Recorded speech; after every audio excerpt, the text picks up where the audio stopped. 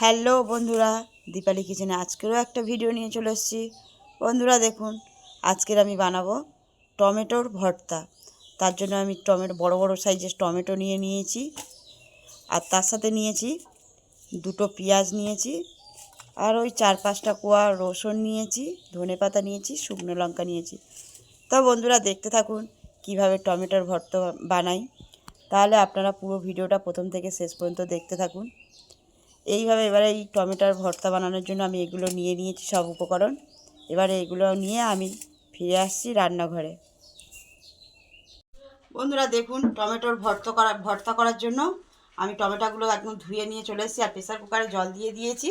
এবারে এই প্রেসার কুকারে এর মধ্যে দিয়ে দেবো, দিয়ে সেদ্ধ করে নেবো।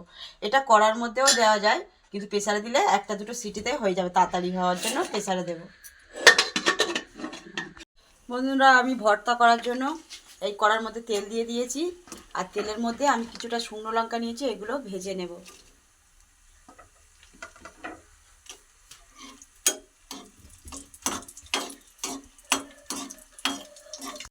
লঙ্কাগুলো আমি ভেজে নিয়েছি, এই বাটিতে তুলে নিয়েছি। এবার এই রসুনগুলো নিয়েছি, এই রসুনগুলো তেলের মধ্যে দিয়ে ভেজে নেব।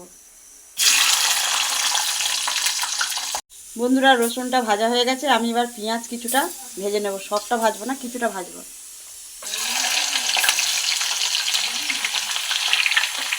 বন্ধুরা দেখুন, টমেটোগুলো সেদ্ধ করে একদম প্রেসার কুকার থেকে নামিয়ে নিয়েছি।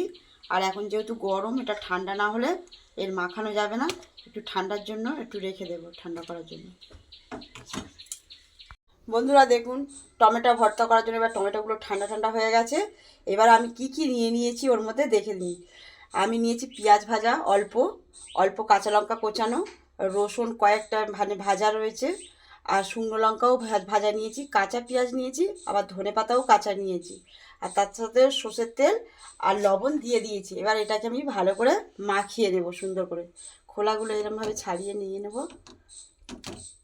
বন্ধুরা দেখুন, টমেটোর ভর্তাটা রেডি হয়ে গেছে, আর কত সুন্দর লাগছে দেখুন। ধনেপাতাগুলো দেওয়া রয়েছে লাল লাল মতন, আর তার সাথে সবুজ সবুজ, খুব সুন্দর দেখতে লাগছে।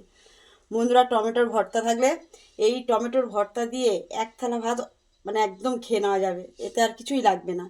তাহলে বন্ধুরা টমেটোর ভর্তার ভিডিওটা আমাকে কেমন লেগেছে অবশ্যই কমেন্ট করে জানাবেন। আর যদি টমেটোর ভর্তার ভিডিওটা ভালো লেগে থাকে তাহলে আমাকে লাইক, কমেন্ট, শেয়ার এবং সাবস্ক্রাইব করে আমার পাশে থাকবেন।